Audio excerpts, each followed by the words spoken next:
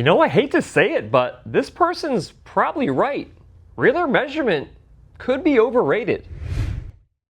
Hey guys, welcome back to the DrCliffAuD vlog. This is vlog number 317, and today I want to talk to you guys about this idea that real measurement is overrated. But before I get into today's video, guys, do me a huge favor, click the like button, really helps out the channel. And if you are not yet subscribed to the channel with notifications turned on, go ahead and do that as well. It's greatly appreciated. Okay, so hopefully you guys got a chance to watch my vlog last week where I shared a case study from Dr. Scott Frink about an individual who had hearing aids, but they weren't doing that well, and Dr. Frink had to perform real ear measurement to find out what the issue was. If you have not checked that video out yet, go back and watch it. It's definitely worth it. You can probably honestly watch it after you're done with this vlog though, or you can pause this vlog, jump back, watch it, and come right back. With that being said, there was a post on social media the other day in a hearing care professional forum. I'm not talking about a consumer forum, but this was actually hearing care professionals that were posting and making comments on this particular topic. But the original post was this: unpopular opinion, real ear measurement is overrated. Now, this individual who posted this, they actually did go on to explain that the reason that they believe that real ear measurement is overrated is primarily because when you have someone who's new to hearing aids, they come in to get their hearing aids,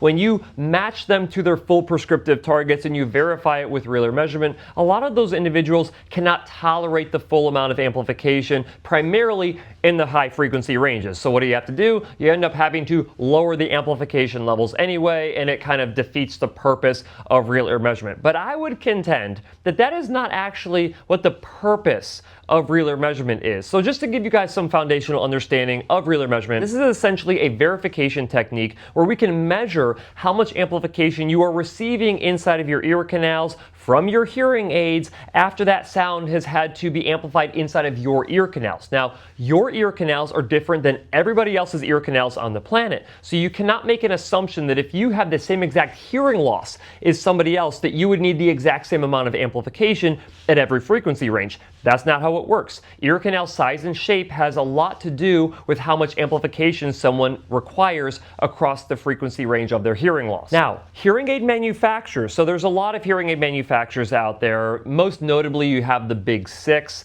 but those hearing aid manufacturers all create their own prescriptive algorithms. And when you start looking at the ability to verify amplification for individuals, you can't really verify with real ear measurement to the manufacturer's prescriptive targets. You have to measure to a validated prescriptive target, usually the ones that come out of the National Acoustics Laboratory or the desired sensation level prescription. Those are the most common ones that we would actually verify amplification to. Now, when we're performing real ear measurement, what we're doing foundationally is we're getting a measure of what that amplified sound is doing inside of your ear canals. Now, this is not to determine whether the programming is right or the programming is wrong. It's to show us exactly what you're receiving inside of your ear canals. Now, what you do with that knowledge really depends on the hearing care professional. So the research would tell us that we need to try and match your prescriptive targets as closely as possible from around 250 hertz up to 8,000 hertz. And you want to have a little bit of a wiggle room around the prescriptive target lines of plus or minus 3 decibels typically. Now, depending on what guidelines you're following or what state or country you're performing real ear measurement in, that criteria can be different. Now, after you've completed the first step, which is actually getting an understanding of what the amplification is doing inside of the patient's ear canal, and you've completed step number 2, which is trying to match the prescriptive targets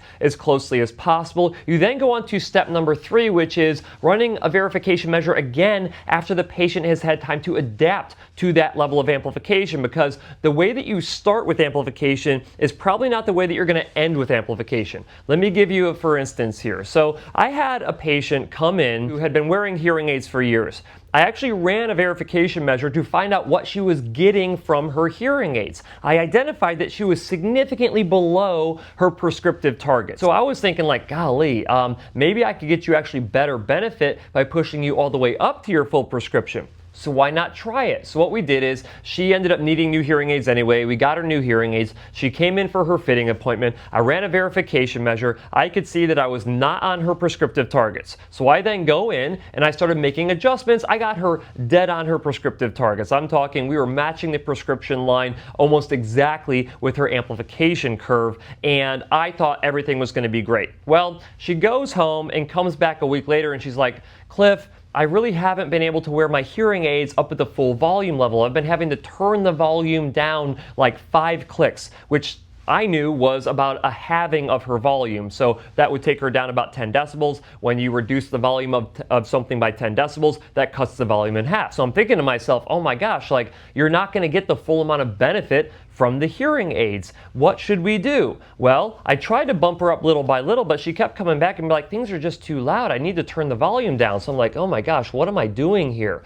Well, what I ended up finding out is that this is just an individual who needs to have amplification levels below her prescriptive targets and approximately 10 decibels below her prescriptive targets. Once I realized that, she was like, super happy. She's like, volume sounds great. I can hear my husband praying in the morning, which was my #1 goal, and everybody was happy, except for the type of hearing care professional who would be not happy with this individual not hitting their prescriptive targets, which used to be me. But as soon as I realized that there's different patient perception for everybody, I became less dogmatic about having to hit the prescriptive targets. So when you start thinking about realer measurement in that way, yeah, realer measurement's overrated, especially if you're a clinician that doesn't really have the understanding or expertise when you're running realer measurement. The goal is not to make sure that no matter what, someone hits their prescriptive targets and they just grit their teeth and deal with it.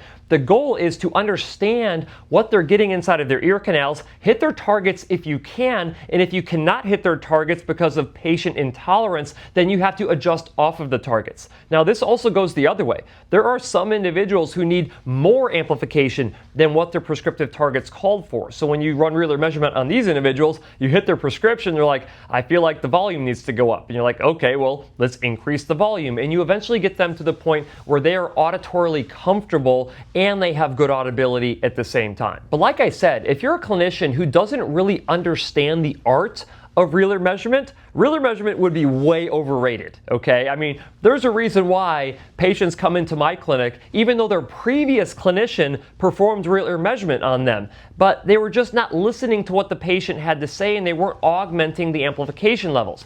It wasn't that realer measurement was inherently bad or that realer measurement was overrated. It's just that realer measurement wasn't actually utilized in the right way by the previous hearing care professional. And I think as soon as hearing care professionals kind of realize this, I think more hearing care professionals will start to verify the amplification levels inside of their patients' ear canals, because if we do not run verification, we really have no clue what the amplification is doing inside of your ears. For instance, if I switch between an open dome and an vented dome, guess what that does? That changes the amplification inside of your ears. If you have too much leakage or not enough leakage, or you use a custom ear mold versus a rubber dome, all of these things have a direct impact on the amount of amplification that you receive.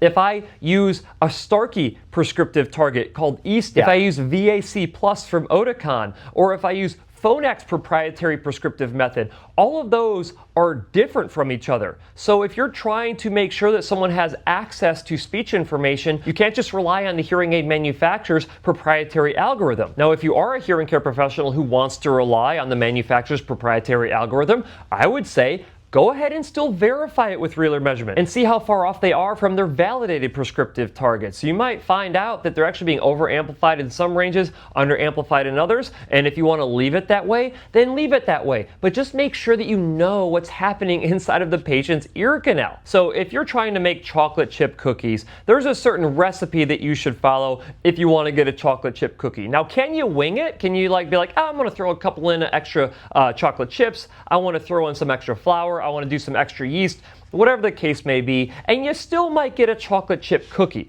Will that chocolate chip cookie be as good? It might be. Heck, it might be better. Or it might not be a chocolate chip cookie at all if you veer too far from that recipe. Well, when you're performing realer measurement on a patient, you're just making sure that you know that they're getting what they should be getting. And if you want to augment it and change and add some more, chocolate chips to the recipe while you're doing it, go right on ahead. There's always professional discretion and professional expertise that comes into performing these different measurements inside of the clinic. Just because you perform realer measurement doesn't mean that you're going to get a high-level treatment outcome. Does it significantly increase the likelihood that you will? Yes, but only if you do it right. But I want to hear from you. Do you believe that realer measurement is overrated, or do you believe that it is a critical component to make sure that you're receiving the right amount of amplification for your hearing loss? Let me know down in the comment section, and I'll see you in the next video.